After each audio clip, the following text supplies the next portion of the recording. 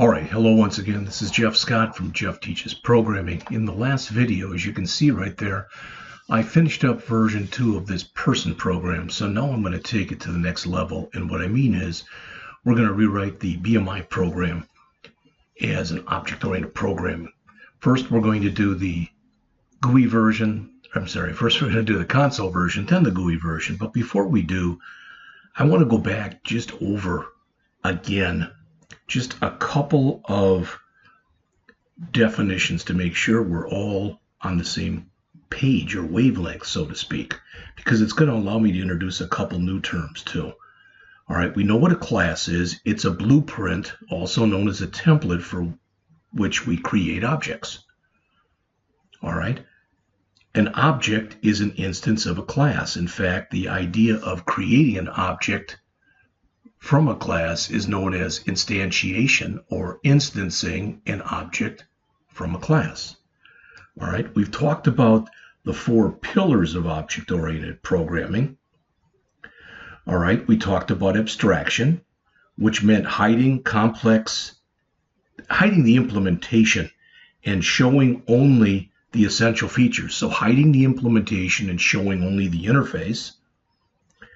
We talked about encapsulation, again, very similar, very conjoined, so to speak, with abstraction, where we build data, also known as attributes, and methods, which are functions inside of a class that operate on data. All right. Then we talked about inheritance, where a new class, also known as a subclass or a child class or a derived class, can derive properties and methods from an existing class, also known as a parent class or a superclass. All right. We've also talked about methods. Again, a method is a function that basically has been created inside of a class. We talked about attributes. Attributes are the data that describe an object. They're also known as properties, sometimes even known as fields. We talked about constructors, and a constructor is a special method that's used when you basically instance or create a class. Okay, those all should be familiar with everybody now. All right, we talked about an interface. An interface, basically, I look at it as it's kind of like a contract. It says that this is what I'm going to show you, and you have to use it in the way that I tell you to use it, for lack of better words. All right. So another term I wanted to mention before we go on here is, very quickly, is I want to talk for a second about something that we're going to use in the next program, and that is the idea of what's called a repository. Now, when you're working with object-oriented programming, a repository stores data as objects. We've already talked about this. That's the data in the object. It encapsulates the state and the behavior. All right. It allows, through the interface, for you to easily retrieve and manipulate things that are really complex in the inside, so to speak. All right. Objects are designed to represent a real-world entity, a real-world thing. The repository pattern that we're going to start using here, it promotes what's called the separation of concerns.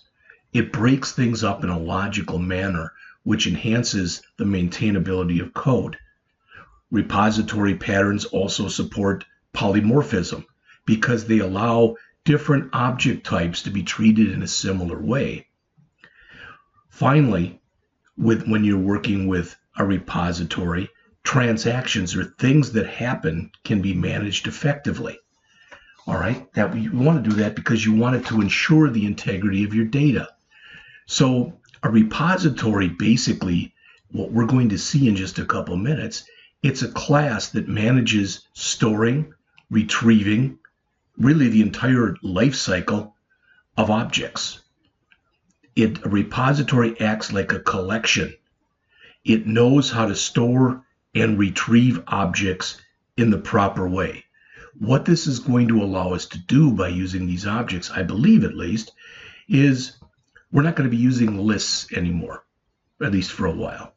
So why could we just use lists? Well, yeah, we proved we could. All right. But lists have disadvantages too. Okay. They expose your storage details basically everywhere in the program. They make it harder to change things in the future. And they couple a program tightly to the storage. Now, a repository, on the other hand, is really going to hide how data is stored. It's going to give us a central location or centralized data management, and it's going to make the program easier if we have to change it. All right? Like I said, I wanted to mention that because these are all things that you are going to see when we work on the next program. All right? So I didn't want to just throw something at you that's, where we put a repository in there, you have no idea what I'm talking about. All right?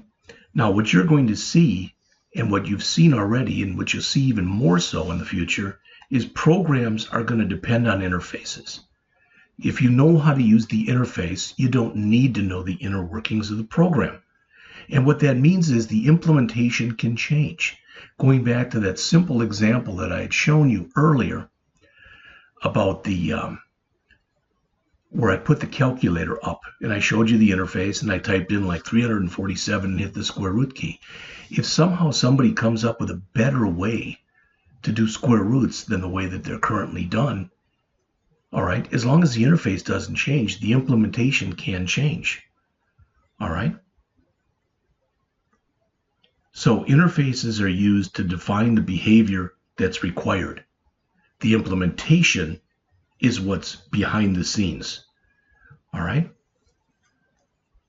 So we're going to start talking about interfaces a little bit more. We're going to start talking about repositories more.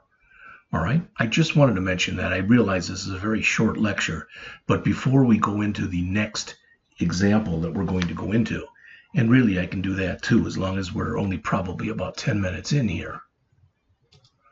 Not even. All right. So what I want to do here is I want to come back. Let me see something here. Nope. And I want to come over here to my program directory.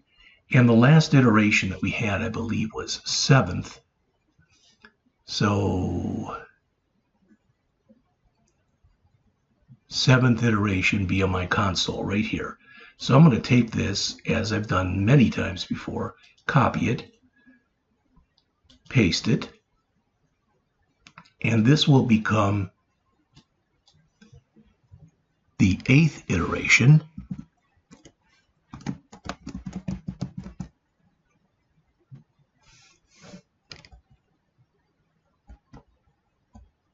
of BMI console, but I'm going to add OOP onto the end. All right. So now we've got that. I'm going to open this. I'm going to change this as well.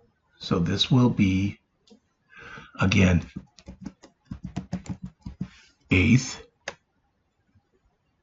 I think I left the...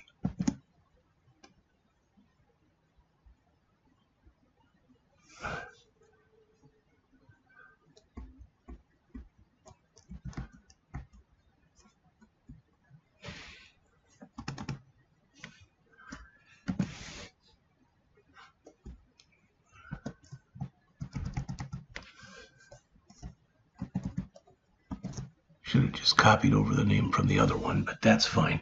So we've now got that. I'm going to open this. Let's do that now. Let's copy this. Let's open this.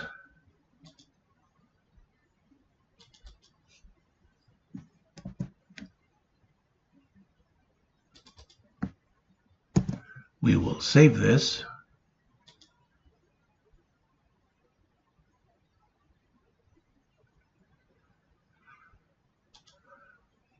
Okay.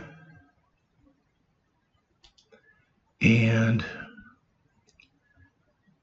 let's go and bring that program in, and then we'll call this particular example done. So this was the 7th iteration. I brought it up. So I'm going to bring up bring in the 8th one now. So right mouse click on the name of our solution rather, add an existing project, my C# programs, and I've got to find 8th.